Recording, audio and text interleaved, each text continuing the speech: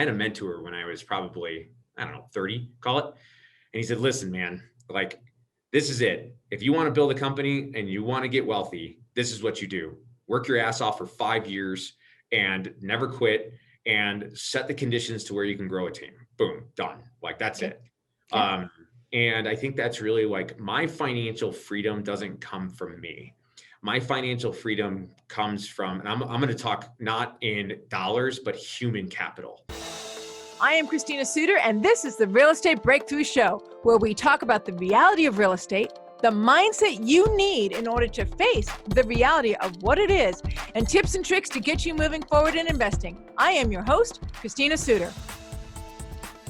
I am so glad that I got to meet this guy, Scott Lewis. Okay, the truth is, I have to confess, I met Scott over a Zoom conference. This is the day of virtual meetings and Zoom conferences.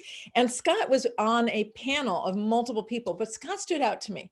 And the reason why Scott stood out to me and why I specifically asked him to be on this show so that you guys could hear him was his strength of character and the clarity of mind and integrity that he showed. Now, he's not aware of this. I haven't even told him that. So if you're looking at his face, this is the first time he's ever heard it, right? So, but it's true. This is why he stood out to me on the panel. He was capable of speaking the truth while also being solid in his integrity and his character. And I went, that is a human being that other people need to know. Because in real estate, and I've said this before, guys, you've got two factors. You've got the real estate deal, but then you've got the strength of character and the integrity of your syndicator, the person who's running the deal, and they define the success of the deal. Scott's nodding his head going, yeah, we know this. He knows that's his job, right? That is his job, is to define the success of the deal for us, the investor, right? So I want you guys to meet Scott. So let me read his bio, and then we get to talk to him for the next 40 minutes or so.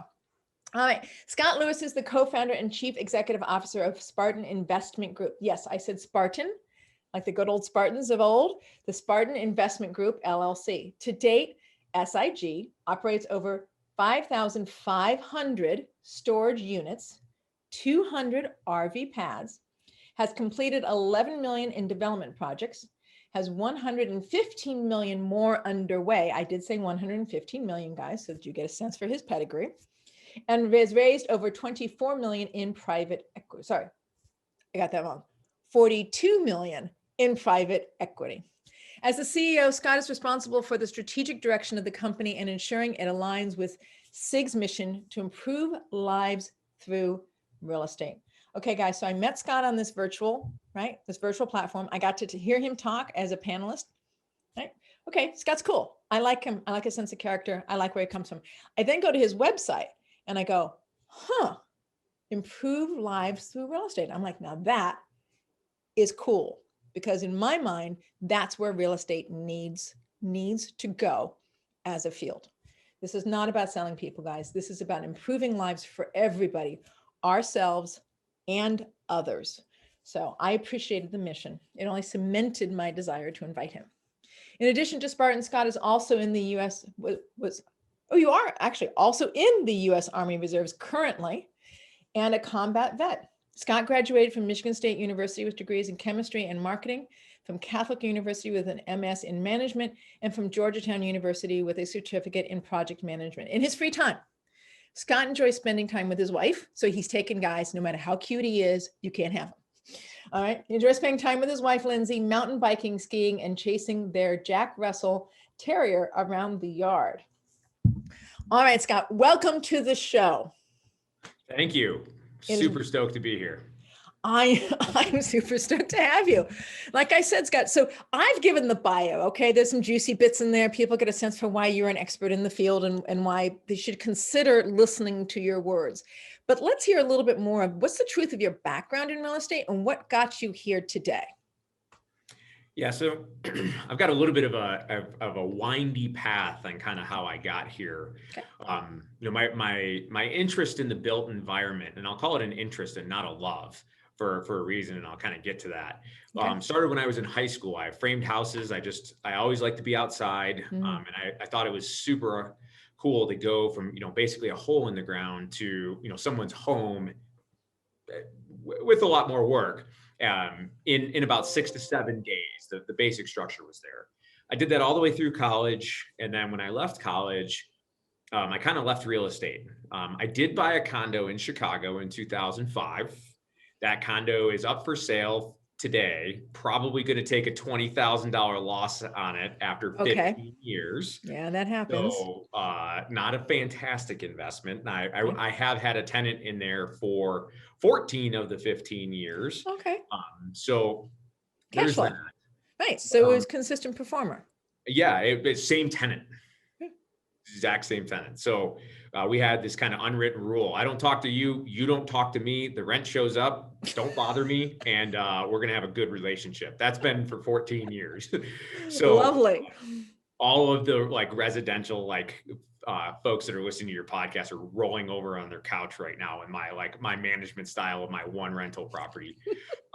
But I when I graduated from Michigan State, I went into biotech sales. So that's really kind of that put a sales kind of competency on me. And then I'm kind of an integrity guy, and some pretty bad stuff happened at the top of that organization. So I pulled the ripcord, kind of looked at what I wanted to do. Did I want an MBA, or what did I want to do? And I knew at some point in time in the future, I wanted to start my own company. And I think we'll talk about the why here later on in the podcast. We will. But when I looked around, I was like, I don't want to do any of this stuff. So I joined the military. I went active duty. I was an infantry officer for 4 years on active duty, deployed to Iraq. And I did that for 2 reasons. One, because I wanted to serve my country. But 2, I knew that the Army would give me the best training and experience and leadership that anywhere else out there would give me. So I came out of the military and then joined the federal government. And during that role, I learned project management, strategic planning, and risk management kind of for about 6 years or so in the government. My kind of real estate career, I'll say, started with renovating my own home, did a full renovation in DC, added a floor, and that's kind of what really got it started. And then we decided to start the business, and that started with house flipping, and then we've kind of adapted to larger self-storage deals. Okay. So I'll say, as far as my experience in real estate, there are people out there with far more experience than I am in real estate. However, I will put my leadership skills and ability against anyone, and my planning ability against anyone. So if when we're talking about why should people listen to me about my real estate expertise, I would say they shouldn't. They should listen to my entire team, because I have 34 people who are experts in their field. Mine is really kind of on the leadership side of the house, that I've been able to assemble a team behind me that's much smarter than I am. That makes perfect sense. There are many, many great presidents who have been very clear that the best way that they can lead is by having an awesome team who knows better than they do, right? It's like, I need the expert who's assigned to this slot to know that slot coming and going. I don't need to memorize it. If I try to put myself in every slot, this is not going to do well. But if I have experts that work well and I can empower them to do it right, then we've got ourselves moving forward. So you went from flips into storage units. Explain to me how that transition happened and why storage units is still a good field today. But first, explain to me your transition, then let's talk about storage units. So we started out flipping, and we went to condo conversions. And I started the business, quickly grabbed my partner, Ryan Gibson, as, for all intents and purposes, a co-founder. Okay. And we didn't like it. Quite frankly, we just weren't residential guys. It's just not something that we enjoyed doing. Right. We wanted to get into commercial. So part of my military training is using something called the military decision-making process. Mm-hmm. And it's a structured decision-making framework to take a complex operating environment in which you're a little bit uncertain on what you're going to do and develop a course of action. Mm-hmm. And one of the key things that is a component of that is developing evaluation criteria that you will measure those courses of action against. Mm-hmm. So when we looked at it, we made the decision. Our mission was to transition into commercial real estate. So that's kind of where we knew we were going, but we didn't know where to go. So we developed evaluation criteria that we would then measure our courses of action. And the courses of action, just think about it, different real estate asset classes that we could have chosen. Right. And our courses of action were ease of operation, ease of maintenance, and ease of eviction. We call it the 3 E's internal. So when you look at self-storage, mm-hmm. it's pretty easy to maintain. It's a concrete box. Mm-hmm. Is it easy to operate? You got to pay attention to it. It is an active business. So is it as easy to operate as triple net? You could argue probably not. Is it easy to evict? Yes, it Yes, is. it is. It is. You just lock them down and you start posting a notice, and you have this, I don't know if it's how many days you have to wait, but there's a set number of days, and then that's it. Like, we have the right to open the doors and we're getting that stuff out of there and we're selling it or moving it on, or it's very specific. And when you look at the eviction process for a multifamily, say, I'm going to guess that people are more willing to be evicted from a multifamily because A, it's a lot harder. So they're gonna roll those dice because there's government agencies that will protect them. Mm-hmm. And B, when you get evicted from a place, you don't lose your stuff. You don't lose anything. Most people don't get evicted and end up on the street. They end up living with family or this or that, right? They do. So they do find a roof over their head. In storage, you lose it. It's literally all of your stuff is confiscated and sold to somebody else. So when we look at the psychological concept of loss aversion, people really value grandma's old rocking chair and those children's macaroni things glued to a piece of construction paper that have been in there for 35 years. Now that your son is 40. So people really value that stuff and they don't want to lose it. And quite frankly, it's pretty easy to scrounge together $100 or $150 to pay your storage rent. So is storage still a fantastic asset class today? It is. It's getting competitive like everything else. Blackstone decided to come and swim in our market, which is a double-edged sword. If you're a seller today, then it's a pretty good thing. If you're buying today, it makes it more difficult. But we still like storage for those 3 E's. We didn't get into it because of the returns and anything else like that. It does pretty well, and it's a pretty recession-resistant asset class. But really, we got into it for specific reasons that aligned with our values. Okay, so if I was investing with you guys, why would you tell me that as an investor, storage units work? And then why would your company be the one I want to go with? So I told you to ask these questions, right? Yep. Nope. I did. Well, I'm off script, just so everybody knows. I am off script and I am challenging Scott a little more than I challenge most, but notice he's up for the challenge, right? This is not a problem. But I do think that it's important that people understand why is storage units a viable asset to invest in long-term, and it's counter-cyclical and it's stable. I know that about storage, but you know it better than I do. And then what is it that your company does that makes you sort of that expert in this niche? So to kind of tie into something that you hit home with me about earlier when you opened up, I'm going to flip those things. I'm going to talk about why Spartan first and then storage units, because you nailed it. The deal doesn't matter if you've got a garbage syndicator or operator. It really doesn't. It so doesn't matter. I could scream it from the mountaintops, and I don't think enough new investors would understand the absolute importance. Every time I do a mastermind class, every time somebody asks me, why are you investing in Indianapolis and not California? And I'm like, it is the team. It is the team. It's the team. It's the team. The team on the ground defines my success as an investor, period. And to be completely 100%. honest, I'm sometimes not my best team member. Yeah. Right. And that's why invest with Spartan? Okay. Yes. Go ahead. When I think when you look at Spartan, and a lot of folks say this. So some of the things I'll probably say here sound pretty cliche, but I encourage everybody to come in and check out Spartan if you're a passive investor, and you'll see pretty quick with a 675 point due diligence checklist. And basically everything we do is process based. Yeah. One of the key things that I think defines us is us having a strategic plan. There's a lot of people out there that there's a kind of a saying that's ready, fire, aim, right? Mm-hmm. That's a jargon thing out there for just get started. Well, as an infantry guy, that's actually ready, fire, aim. Right. And you actually, that's a great way to just waste ammo and never hit your target. Okay. If there's actually something that you want to accomplish, ready, fire, aim doesn't work. Okay. But on the flip side, ready, aim, never pull the trigger doesn't work either. Right. So when we look at Spartan, we have a strategic plan that allows us to understand exactly where we're going. And that also allows our investors to understand where we're going.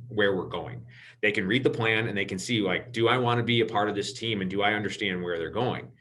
And I think for Spartan, we look at the way that we look at deals first is mitigating risk and then returns second. Okay. And when you look at our values, grit, growth, respect, integrity, transparency, and tenacity, when you look at, there's a lot of organizations that have values, but when you start to dig into Spartan, you'll see that those values drive kind of everything that we're doing. And I'll get into kind of our vision later in the podcast when you ask me about why I'm doing this. Okay, cool. So it's really about the team. You nailed it.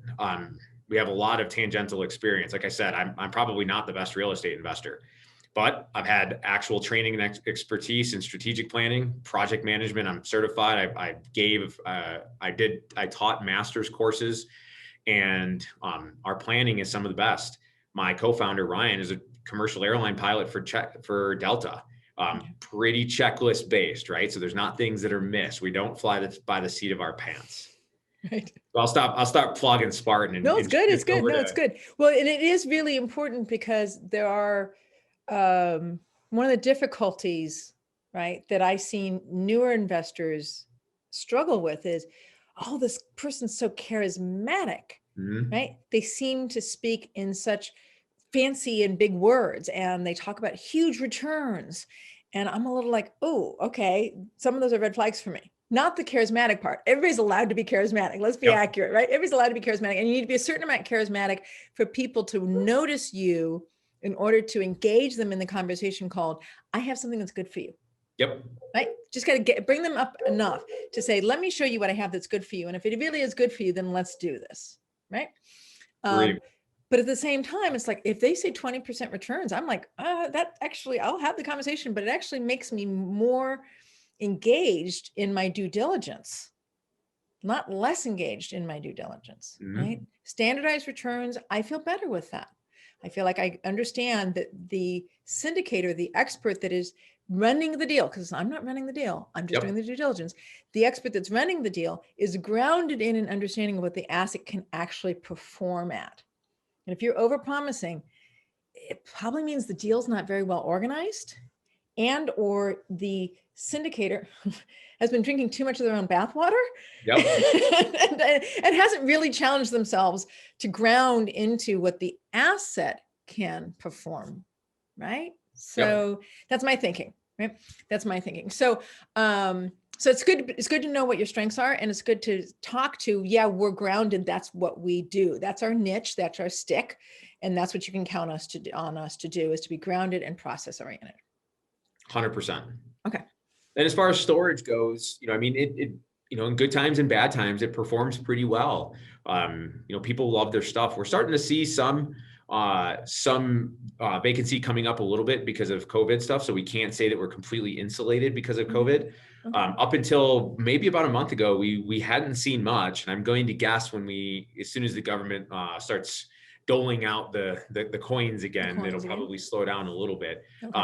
One of the things we are seeing, though, and this is kind of the counter-cyclical, right? So some of our individual tenants are leaving, but we're getting unfortunately, a lot of business tenants coming in because their businesses are shutting down. So they're bringing in equipment or office supplies or any of this stuff that they don't want to necessarily sell because they're going to get just absolutely obliterated with trying to sell some of this stuff right now. So we're getting a lot of business customers that are coming in. So for every retail customer for every individual customer that's leaving, we're getting a retail customer coming in. So we're still seeing strong performance from our facilities. Our delinquencies are actually down. So what we're seeing are people are moving out, but they're paying on time. So that's really good. Well, that's interesting. It's interesting to me because it speaks of a form of self-accountability. If I can't afford this, I'm going to move my stuff out and I'm just going to be done with it. I'm not going to continue to pretend that I'm okay, if that makes sense. Yep. And storage is pretty local. So people will often ask me, like, where are you investing and what markets should I look at? And there's no good answer to that. It's really kind of a garbage answer because storage is a very local, you should be asking me what corner should I look at, because that's really what it is, just like a McDonald's, it's going to look at demand and can it capture enough demand to be successfI And that's based on a 1-3-5 mile or 3-5-7 minute drive time. There's some couple of nuances on how to do that, but that's really I think storage has had a lot of buildings. So there are markets that are definitely oversaturated. But I think there's still a lot of opportunity out there. There was a big pause on storage building from call it the 90s through the 2000s. And really only in the last 5 years, 5, 6, 7 years, maybe has a building boom kind of really started. But I think there's still some room to run. Okay. Where are you guys currently invested? I actually don't know that. So currently we have facilities in Washington, Colorado, Texas, Arkansas, and Georgia. Okay. So I'm going to guess that your farming is not located based upon, gee, we understand the Texas market, so we're doubling down there. We're looking for a set of numbers, and those numbers might present in a variety of cities. Because again, it's a commercial property, it's not a residential property. So when something comes up for sale, there's a smaller percentage of people that are going to be looking at it, but those people are more facile and more based in an expert approach, and therefore more based in numbers. And so it sounds like that's the basis you guys are working from. Yeah, we have a set of criteria that we look at for particular markets, and it's not anything like earth shaking. And we have 31 different states that we look at. There are certain states we don't play in, California being one of them, New York being another one. So we really kind of stay away from the coastal markets. And there's about 160 CBSAs, core-based statistical areas, just call it smaller regions for the lack of a better term, that we look at. And we're pretty opportunistic. We have an entire construction group inside of Spartan, so we can build, we can entitle. We've actually had senators call the Army Corps of Engineer on our behalf to really kind of flick them in the eye to get it moving. Okay. We've moved wetlands on a property. We've paid a biologist to count fish. True story. Like when I saw the $10,000 that we paid this guy to count fish for a day, I was like, I have chosen poorly. I should have been a biologist. Counting fish and creating a report at $10,000. Yep. I could have put on some rubber pants, counted the 3 fish that probably swam by him in what amounted to a ditch, and made $10,000. Like, I don't know, like, why do I do this every day? You're going to ask me later. Compared to the biologist? I don't know. That's a great story. That's an awesome story, actually. I love that. And I have a chemistry undergrad. I really messed up. You really messed up. Although they did warn you that chemistry isn't the most employable. Like you're a professor, or like you're working for a large corporation that's in oil or agriculture or pharmaceutical. Oh yes, of course, pharmaceutical would be the obvious one. I apologize. That makes sense. And life is like Beaker from the Muppets. And what? Beaker from the Muppets. And who's? Yeah, no, I know. Remember Beaker from the Muppets. And who's this? That's if you're a chemist. You're a chemist. Yeah, and I can say that because I was in the lab for 6 months when I graduated from college, so I had a lab coat. Yep. Had my name on it. Yep. My husband is an engineer, and sometimes I think he's a little like Beaker from the Muppets. Hey, if the shoe fits, you got to wear it. He's not a real big people person. I'm obviously the big people person, right? He's an engineer, right? It's all very linear in his world. And he's always like, why are we not doing it linearly? Because we have a daughter and we have to live a life. We're going to move forward. It's like, okay, fine, let's go. No, he's delightful. He's delightful. I just sometimes like to tease him that he's a linear guy. Yep. That's who he is. But I love your story. And that's a very about counting fish. And that's a very good story. So tell me a little bit about Spartan's mission, because that actually really did intrigue me. I'm going to tell you a little bit of a story. Previous is not nearly as entertaining as your fish, I have to confess, but it is one of my stories. I started back in real estate 30 years ago, right? So I like to tease, you've never seen my intro at my meetings, but my intro at my meeting was, I was 2 years old when I started in real estate, and that was 30 years ago. So that makes me 32, right? Right. No. So I started when I was 17, right? And it was over 30 years ago. So you can kind of guess at my age, right? Sure. But the point being that when I started in real estate meetings were primarily sales-based meetings. They were to sell a product of some kind. And hard money lenders were somebody you knew who knew somebody who knew somebody whose name was Gino. Okay. Just to be like, right? And now hard money lenders are like completely reputable. There's tons of them. They know their job. They well identified in their industry. We can trust them. I use them. I use them in order to place some of my assets and investments, right? I use a hard money broker who's working with, whoever the flipper is, or whoever the party is that's looking for the loan. So, but the real estate field has moved along. And I'm very happy to be part of Phoebe, For Investors by Investors, which you don't probably know very well, but you probably know from having been at the conference that we are no sales meeting, that our commitment is about education. and about networking, because those have been the most valuable to me as an investor in me growing myself up and being a financial leader for my family, right? So your mission stands out to me. It really feels like it's on par with where I feel like the real estate field as a whole is going. How'd you get there, and why is that important? So I think I'll jump around a little bit. Go for it. Kind of on because to get to the genesis of that, I've got to talk about something that you might ask me later in the podcast. Then tell me what it is and let's go with it. We can mull with the flow. And that's my why. Okay, tell me about your why. I'm not an entrepreneur. I'm really not. No, I you're never a had a chemist. lemonade stand. I didn't mow lawns. I didn't like convince my buddies to like go do on my paper route. I never didn't do any of that. I decided to start a company because I hated everywhere else I worked. Okay. And I saw a bunch of bad cultures and I just didn't see any reason for it.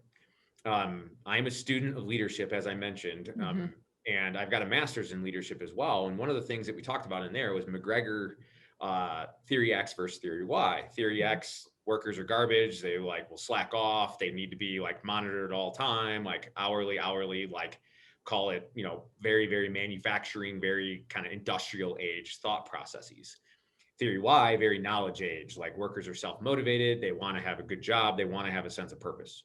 Okay. I am very much a theory Y leader versus a theory X.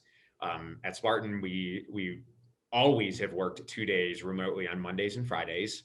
Okay. We're in Colorado and we want people to be able to get up to the mountains. So go early, don't sit in traffic, and then just work from wherever the hell you want to work from on Fridays and Mondays. And then even on Tuesdays, Wednesdays, Thursdays, we do have some core hours so that people overlap, but it's basically like create your own schedule. We have unlimited leave, and it's one of those things that all the other places I worked sucked. So I decided that, one of the things that I think defines me is my calling is to help people. I taught English to underprivileged women in Thailand when I lived there at 23 to get them out of the sex trade. I joined the military. I quit a 6-figure job and then I joined the military for 25 grand a year while I was in training, volunteered to go to Iraq. So that's kind of who I am as a helper. Right. So when I looked at starting a company, I knew I could create the culture and the environment so that people could grow personally and professionally. It's why it's part of our vision statement. And I really want to improve the lives of all the people around me. Okay. So that was my why. So then real estate came in because, well, I don't like tech. That's just not me. I'm not passionate about like cookies or like fizzy water or anything like that. Although I do enjoy fizzy water, but that's good to know. It was like real estate was one of those things that I always had this tie to. So when I kind of had the idea to start a business, real estate was just a natural fit. But that's kind of that's where Spartan's mission to improve lives through real estate is. My genesis was to improve lives. My why is to improve lives. My how is through real estate. Scott, I just really want to herald that. I really do. I talk about purpose. I talk about being on purpose. I talk about knowing what your sense of purpose is. You called it calling. Your calling. I call it purpose. Knowing what your purpose is on the face of this planet is a really great thing to be able to do and fulfill. You're satisfied at the end of the day that you didn't mess it up because you know where you're supposed to be and you know what you're supposed to do. And a day can be really hard. But at the end of the day, you can go, yeah, I pushed it forward that little bit more, right? And you feel on course. And when you check in with your inner self, whether it's your wiser self or just some sense of inner guidance, you know that it might be tough, but you're doing what is satisfying to you and what you need to do. And so therefore, why I do what I do is transformation, abundance, and freedom for myself and for others. That's my mission statement. That's my why. And the way I do that is by being a consultant and working with new investors and existing investors, by being a teacher and helping new people to become investors, and by talking about how real estate can help you fulfill where your purpose is and what your vision is, right? And that it's really a pathway. It's not the purpose. Real estate's not your purpose. Oh. Wealth is not your purpose, right? Definitely not. The vision in your head of transformation or freedoms or abundance and what that means to you is your purpose, right? And so we want to align with that first And then real estate it's such a broad field. You have lots of choices of how to use it to help you get there based upon the gifts that you have. Yep. So I can't, like I said, I just wanted to herald it because you're talking my language. So I'm like, oh yeah, you're preaching to the choir, baby. Like I'm so here with you. And it's great to hear that and to hear you say that, and that the mission that the company you run is imbued with that mission, and your own engagement with it is imbued with that mission. So thank you. Thank you for the transparency, and thank you for the clarity of purpose. Mm-hmm. Right? I think people. One of our values. Huh? Transparency. It's one of our values. Transparency. It's a good one. So in the light of transparency, what is the most difficult real estate deal you've had to deal with? How'd you deal with it? And how did it grow you up? Because Lord knows it grows us up. Yep. So ours just kind of recently happened. Call it, where are we at? Mid-February. So I think it was March 13th, because I think it was Friday the 13th. Okay. So let me set the stage. Please. Right. So March 13th, right? Kind of the run up for coronavirus, right? Yeah. So it's kind of getting like, hey, what is this thing? Like coming out of China, so it can't be good. So I'm like, all right, we got this issue here. So then what else was happening in the world at that point in time? There was some turmoil in the oil markets, right? Like oil would go negative for the first time in history within 45 days of that, somewhere in there. Okay. I don't know that, but I'm glad you know that. Go ahead. Yep. And what else can we do? All right. So let's sprinkle on a tornado. Right. I remember that. On this. So, and then let's go to West Texas, where Spartan owns an RV park, which anybody that's ever been in an RV park knows not very tornado safe, right? No, definitely not tornado safe. I think they're literally called tornado bait. So, right.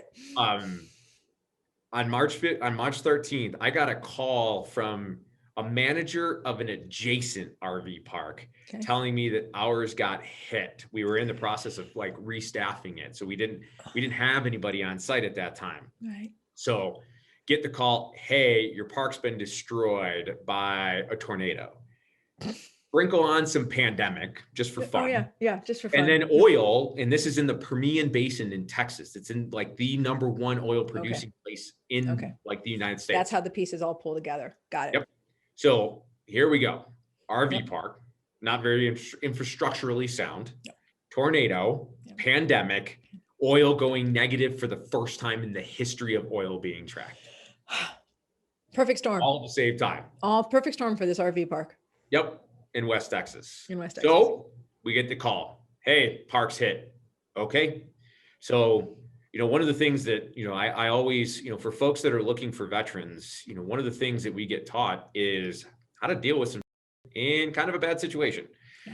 So one of the first things they always say is be still.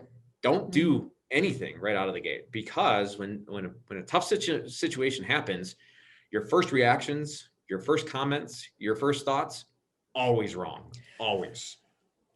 Isn't that the truth? I mean, I had to study psychology to understand that, right? And that's right there in the military. Like, don't be an idiot. Yes. Don't open your mouth when you have this screaming committee going on.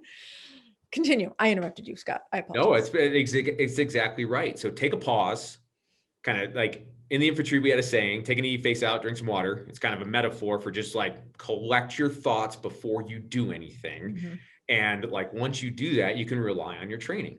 So for the Spartan team, it was like, hey, like, all right, we got hit. It was the first facility to get hit by a natural disaster, which in itself, no big deal. The oil route, no big deal. But here we had the added constraint of a pretty restricted environment with COVID, right? We didn't know really what this thing was. And at the end of the day, we need to take care of our investors. So within, 6 hours of hearing that, or maybe not 6 hours. So I heard it about 9 o'clock on a Friday night. I was on the 6 a.m. flight to Midland out of Denver. So we had boots on the ground, probably it's a super short flight. So probably within about 14 hours, we had boots on the ground. So we got down there, like set up a triage. I basically set up a tactical operations center, which I've had some experience doing, and then just started running it. First reports, of course, were always wrong, like complete chaos. Everybody's dead. no one was dead. Somebody got a scratch on the head and a bruised rib, right? So like, but one of the things that we did is we're like, all right, we need to communicate to our investors right now. And we need to put out kind of in the military, it's called the warning order. We need to put out just real quick, hey, park was hit by a tornado. We don't know anything. We're en route. Okay. So we put that out on Friday night before I got down there. On Saturday morning, one of our investors pinged us and said, hey, saw this on the news. Is this us? Yeah. Is this our particular one? Yes, it is. Yes, it Scott's is. en route. So so I was down there for 4 days. I ended up driving back because we didn't know what was happening with coronavirus. I drove back because it was like kind of getting dicey and they were starting to lock everything down. Okay. But for 4 days, like day one, we gave investors 2 updates per day. Okay. And then every day while I was down there, we gave them a video update, walked them around the park.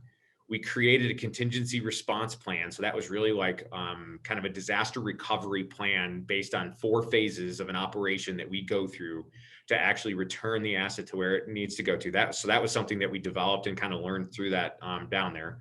Okay. And then we went to weekly communications with our investors until the park was kind of like back to where we could operate. So we developed the initial operating capacity phase to just get power and utilities back onto the park. That was within 24 hours. We got them back. We got crews out there, got water out there, so the customers could at least live. Full operating capacity, utilities, internet, all the major disaster debris moved 7 days. Back to full operating capacity where we could take customers 45 days. Okay. After being hit with a tornado.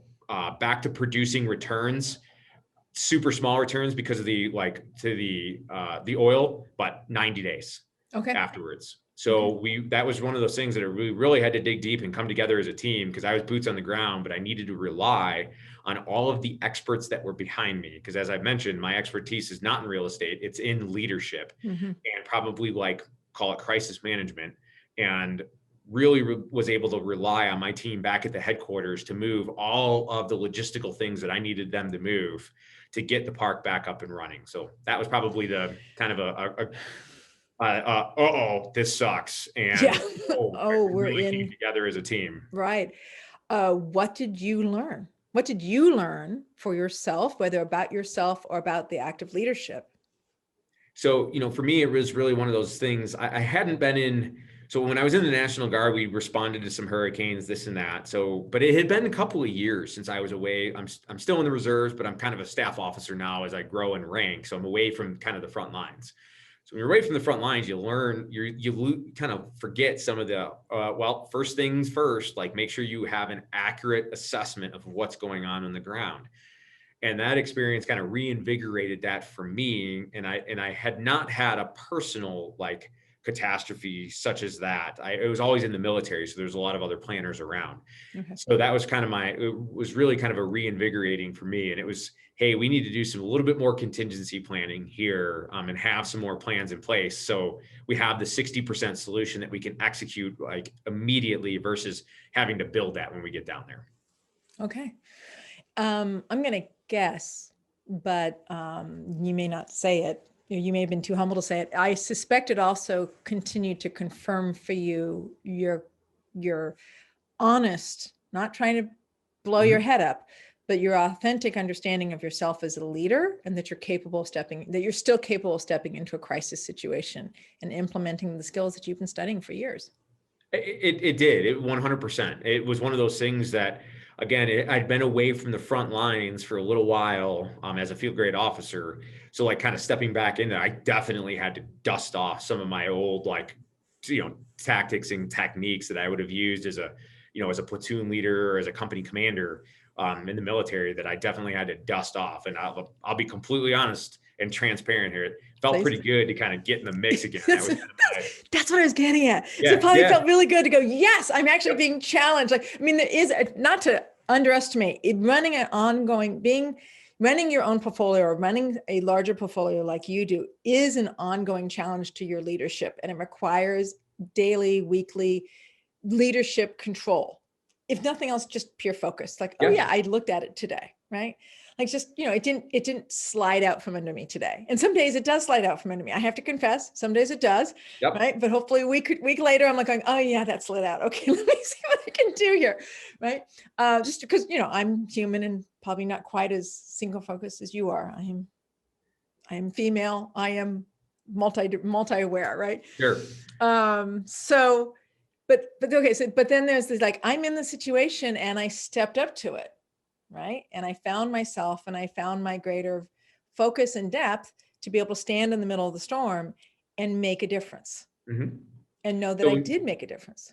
I think there's a certain, I guess, personality that's drawn to an ER doc, right? Yep. Because all doctors help people, but an ER doc is kind of someone special, right? It's somebody that thrives in a chaotic of navigating a chaotic environment, right? That's why somebody might become an ER doc, because they thrive on the adrenaline of having to think fast and on their feet, versus a pediatrician that doesn't, but is no less helpful than an ER doc. Fire jumpers. Why the hell do people jump out of planes into a fire? Right? It seems illogical, doesn't it? Just like basic there's human a certain amount of anatomy, adrenaline. Something wrong with that, right? So there's a certain amount of adrenaline. Like, why do people join the infantry and get shot at? Right? There's a certain amount of adrenaline that, like, don't get me wrong, I don't necessarily consider myself an adrenaline junkie. My wife calls me an adrenaline junkie based on my skiing and mountain biking, but I like it. There's a certain amount of just like, when I looked back on that experience, I was like, oh man, still got it. Still got it. I nailed it. I showed up, I nailed it, and I did it. So for you, it wasn't so much, I mean, yes, it's challenging. I'm not saying it wasn't, but it was also reconfirmation. And that's good. It's good to be able to claim that as well, that it's a reconfirmation. And it also, I was supremely confident in my team before that, but man, it just watching everybody just gel together. I was like, oh, okay, we've got the culture thing like pretty well, and we've built one hell of a team here. So just watching all of the team members just navigate the chaos with me to support my efforts on the ground was massive, because I wouldn't have been successful on the ground without the people back, like pulling the levers that I needed them to pull. Right. Well said. Well said. Well stated. Okay. One last question. So financial freedom. I talked about financial freedom before we started the show. And what is it about financial freedom that draws you? Because you're not, yes, okay, I teased you about how, yes, you got a W-2, but you are the founder of your company. And we talked about how you got there because you felt like previous companies you worked with were lacking in some form of integrity or groundedness or focus. Mm-hmm. You didn't say those words, but those are the words I heard. Okay. Mm-hmm. Why use real estate to continue to grow a company as an entrepreneur for your future wealth and retirement? What does financial freedom mean to you? Because clearly you've dedicated your time to it. So, I mean, I'll it's funny. I have a hard time answering that because it was never in my lexicon to do this for financial freedom. That's a good answer. Keep going. It's one of those things that it's a byproduct. And I think if you create an environment I had a mentor when I was probably, 30, call it. And he said, listen, man, this is it. If you want to build a company and you want to get wealthy, this is what you do. Work your ass off for 5 years and never quit, and set the conditions to where you can grow a team. Boom, done. That's it. Yeah. And I think that's really my financial freedom doesn't come from me. My financial freedom comes from, and I'm going to talk not in dollars, but human capital. So human capital is what defines my financial freedom. And I know I'm probably being cliched, but it's just the truth. If it's the truth, then just say it. It's all good. I still wear shirts that I had from high school, and not because I'm trying to be cool. It's because I'm cheap. So, for me, it's watching the people around me grow both financially. Full disclosure, I'm financially free. I have buddies that pay more per month for their cars almost than I have in all my bills. That's not quite true, but my cost of living is very, very low. It's not hard. My golden number is super low. Right. So it's not hard for me to be financially free. So it's not like I'm out there making it rain. For me, it's one of those things that now I am speaking from a perspective of achieving a decent amount of wealth. So you got to discount it a little bit that I have the ability to talk about human capital because my financial capital is in line. Solved. Yeah. You already And solved that's that. really that's what keeps me going is I don't need any more like financial wealth. I need more human capital wealth to really kind of feed my purpose and my why. Feed your purpose and your why. Yes, I understand that. I do. I understand that. And it makes perfect sense. There's a lady who was standing outside one of my meetings, right? And she was out in the hall and she was listening in from kind of the hall. And she's like, and she didn't really know I ran the meeting, but I walked up and I went, "Oh, hi, are you having a good time at the meeting?" She's like, "I want to ask you a question." I'm like, "What's the question?" I'm like, okay, she's got a little heat and energy here. Let's find out what the question is, right? What's your question? She said, "Why is that guy up there talking? If he's so financially free and he's such a bigwig, why is he talking to us? And why is he spending time talking to us? I don't understand this. He must not be who he says he is." Okay, I hear your suspicion. Sure. I said, there are people who find great joy and freedom in being able to share what they've become experts at. Mm-hmm. Right. And I could see her on her, and I didn't give a very long response, but I could see it on her face kind of like, "I don't know if I believe that. I'm not sure about that." I went, okay. And then I thought about a saying that I had been told about. There was this instance that I had been told about. Jerry Lewis was on a TV show. And they said, "Jerry Lewis, why do you do what you do for all those kids?" And Jerry Lewis's reply was, "If you are asking me the question, that tells me you're not going to understand the answer." Yeah. Right? Because I do it because it's human capital. I do it because I'm making kids' lives better. It's not because he needs the money. It's not because he needs the fame. He had more than enough money, more than enough fame. He didn't need it. He wanted to transfer it forward to make other people's lives, these children's lives, better because it feels good. Yep. Scott, thank you for being on my show. Thank you for your time. Thank you for your clarity of purpose and your transparency. Christina, I appreciate the invite. It's been fantastic. So if anybody wants to invest with you, you have to give out your information. Otherwise, they can't find you. So what's your website? What's your phone number? And how can they get a hold of you? Perfect. Our website is www.spartan-investors.com. And that's the best way. If you click invest now, it'll put you in our funnel and you'll get connected with Ted Green, our fantastic investor relations manager. Okay. And then if anybody has any questions for me, Scott at Spartan-investors.com. Thank you, Scott. So appreciate it. This is Christina Suter, the Real Estate Breakthrough Show. I so appreciate you guys listening. If you're looking for this podcast, you can find it on a variety of platforms, iHeartRadio, iTunes, Spotify, and a whole bunch of other places that I don't even post to myself, but other people take care of it for me. And also, if you want to see this in person, see the actual video, not in person, but the actual video, you can go to Roku TV, Christina Suter. So lots of information on phoebepasadena.com, lots of free videos there, christinasuter.com, lots of podcasts, blogs there for you to look at. Get yourself educated, guys.